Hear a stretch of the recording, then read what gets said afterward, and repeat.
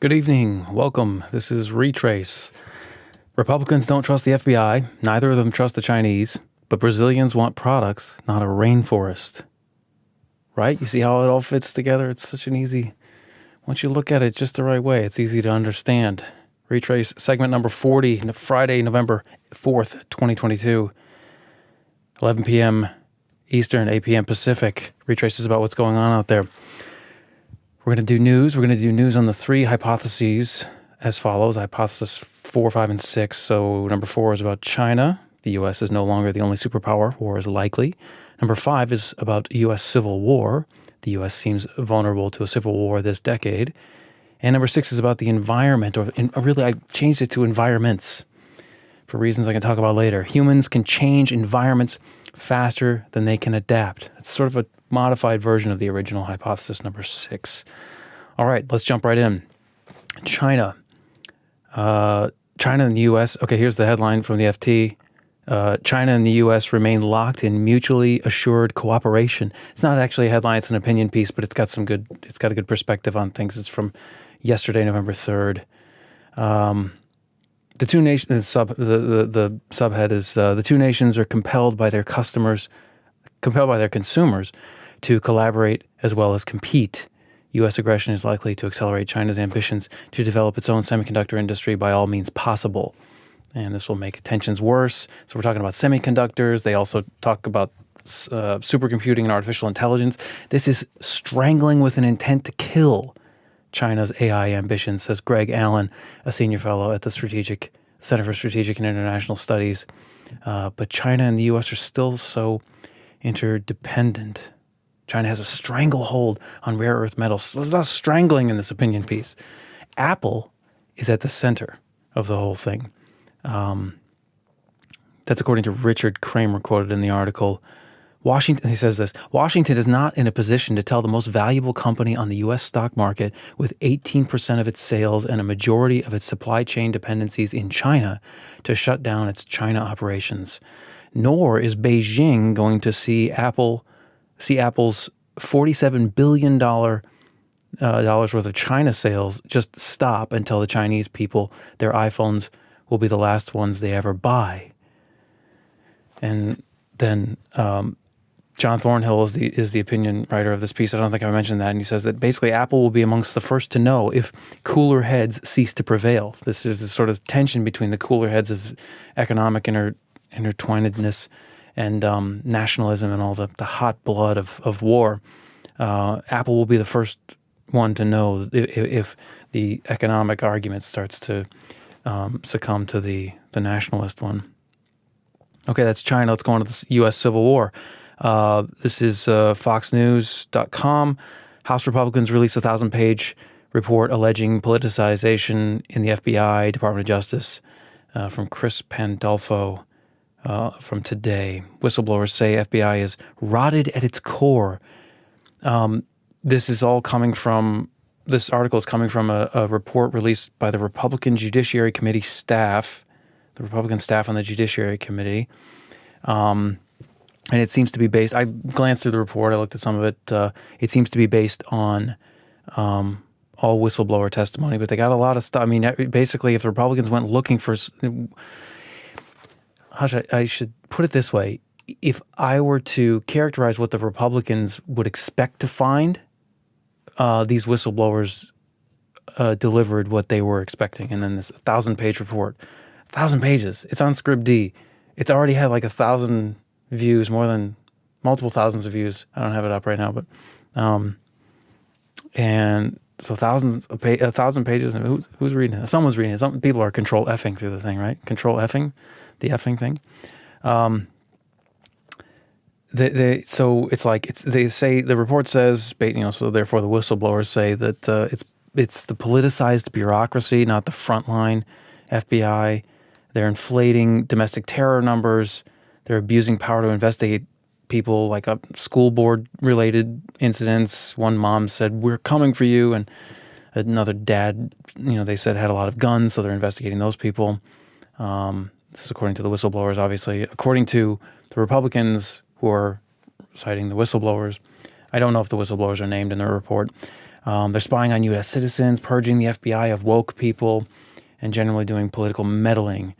One whistleblower, this is the Fox News report, alleged he was told that child sexual abuse material investigations were no longer an FBI priority and should be referred to local law enforcement agencies.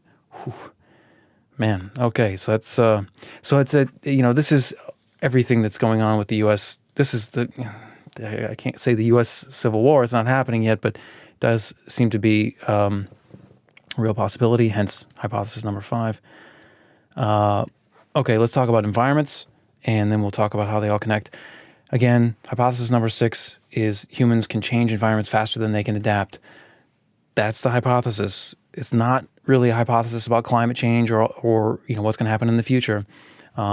So this is from the FT again. Lula, the newly elected president or prime minister, leader, head of state of Brazil, faces struggle to reverse Brazil's environmental destruction. It's Michael Scott and Michael Pooler. They're based, I think, in Sao Paulo for the FT from yesterday, November 3rd. Former minister, so Lula's got this former minister, Marina Silva, who's got real environmental cred. So the FT makes the point that, environmental promises are easy to make. Bolsonaro, the outgoing head of state, made lots of promises but didn't keep any of them. Things got really bad, according to the article. So the former minister says climate change will be a top priority after increase in deforestation under Bolsonaro. And so Lula's got this Marina Silva who's got real environmental street cred as part of his coalition. He's also committed to attend the COP27 in Egypt this year. That's the conference of the parties of the UNFCCC. It's the climate change conference this year. He's going to attend even though he's not going to hold office at the time of it.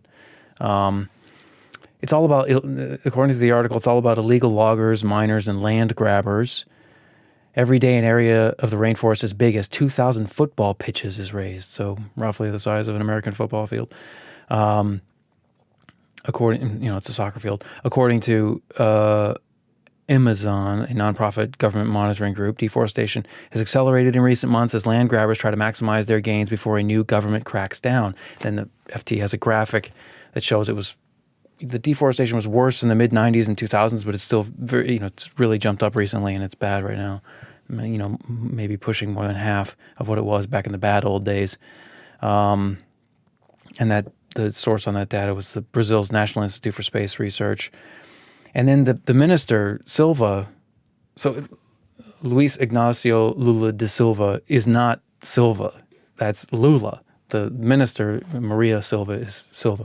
The minister said this to, I think she was interviewed by the FT guys.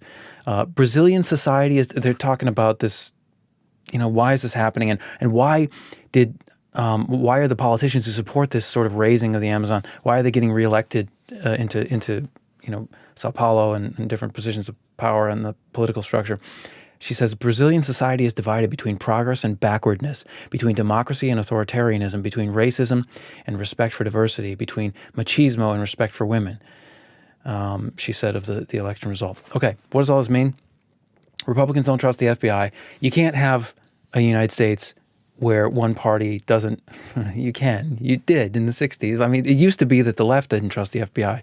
That Chomsky called them, I always go back to Chomsky, I don't know why. He called them once the American political police, but he's really like a big product of the 60s, the post-war era, and especially the 60s. So it used to be that the left was hated the FBI, and now the right hates the FBI. Neither of them trust the Chinese. The two parties agree, more or less, in the United States that China, we thought China was going to come around to being more Western like us. And they're not, and they're becoming more authoritarian and trying to eat our lunch. And then the Brazilian connection to the rainforest, why are they deforesting? It's loggers, miners, and land grabbers. They're turning it into resources for use in making products. So what's the world's factory? China right now. It's changing, like other countries are starting to come up. But you need raw materials to go into factories, so connected in a sense. All right. That's it. On Retrace number 37, this is just an amendment. On Retrace number 37, I talked about lead bullets. I didn't explain clearly enough that lead bullets are in opposition to silver bullets. Silver bullets are a myth or shouldn't be relied upon or trusted. It's from Horowitz. This is the hard thing about hard things. You need lead bullets. Whenever somebody says, oh, we need a silver bullet, just look for lead bullets. That's what I meant. I didn't mention that. All right, all references will be in the PDF notes, retraice.com, retraice.com. This is segment number 40. Next one's tomorrow, 11 p.m. Eastern, 8 p.m. Pacific. Signing off.